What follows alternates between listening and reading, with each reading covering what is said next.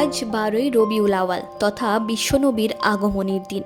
Islamic ক্যালেন্ডারে রবিউল আওয়াল মাসের 12 তারিখে পবিত্র মক্কা শরীফে জন্মগ্রহণ করেন পৃথিবীর সর্বকালের সেরা মহামানব তথা সর্বশেষ নবী হযরত মুহাম্মদ সাল্লাল্লাহু আলাইহি ওয়াসাল্লাম। ইসলাম ধর্মাবলম্বী মানুষের কাছে আজকের দিনটি অত্যন্ত খুশির একটি দিন। গোটা বিশ্বে আজকের দিনটিকে নানান রকমভাবে পালন করা হয়ে থাকে। ঠিক তেমনই প্রতি বছরের ন্যায় এবারও দমদম এয়ারপোর্ট সংলগ্ন কৈখালীতে পালন করা হচ্ছে পবিত্র ঈদ মিলাদুন্নবী। কৈখালী জামে মসজিদ কমিটির পরিচালনায় ও কৈখালী নাগরিকবৃন্দের সহযোগিতায় একটি বিরাট শোভাযাত্রার আয়োজন করা হয়।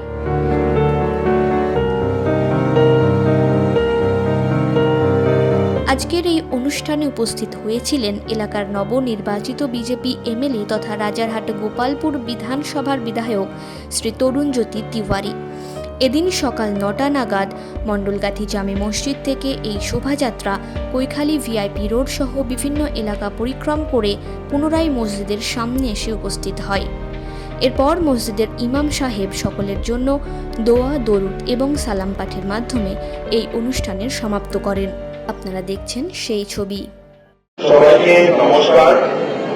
নবী দিবসে আপনাদের সকলকে অনেক অনেক শুভেচ্ছা।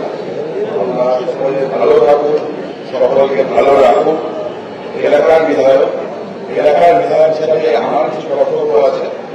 আপনাদের মসজিদ কমিটির কাছ থেকে আমি কিছু লিস্ট চেয়েছিলাম এলাকার উন্নয়নকে বরাবর রাস্তার কিভাবে দুর্গা যাবে, সামনের রাস্তার অবস্থা আপনারা জানেন। যে মাঠটা এতদিন ধরে পড়ে আছে, মাঠের কাজ ঠিকঠাক হয়নি, মাঠের অবস্থা আপনারা জানেন। যে মাঠের জন্য ব্যবস্থা করা হয়েছে, বিধানসভা মুনিসিপাল কর্পোরেশনকে বলা হয়েছে। রাস্তাঘাটের জন্য অলরেডি টেন্ডার পাস হয়েছে, তাদের সুবিধা হয়।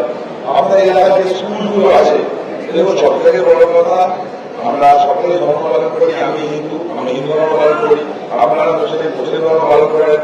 যেটা ধর্ম নিয়ে ঠিক আছে, কিন্তু লাইফে এগোতে গেলে যেটা দরকার শিক্ষা, যারা কাজে শিখলো, শিক্ষা এবং কাজের সুযোগের জন্য যেটা দরকার সেটা সরকারের পক্ষ থেকে করা হচ্ছে। খুব সেটাই খারাপ, এর মধ্যে রাজঘাট নেই, ভয় নেই, কিছু নেই।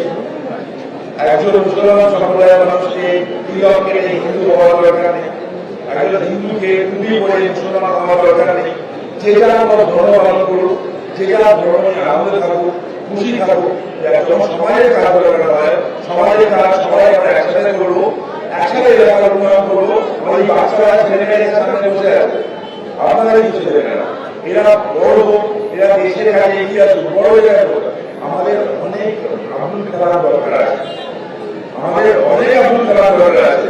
দেখুন অসুবিধা হিন্দু মুসলমান নয়, আমাদের কানাইয়া কুমারের মধ্যে যেমন হিন্দু দরকার নেই, ঠিক আছে, তেমনই আবুল কালামের মতো মুসলমানের দরকার আছে, যারা দেশকে এগিয়ে নিয়ে যায়, যারা দেশের কথা ভাবে, যারা দেশের উন্নতির কথা ভাবে।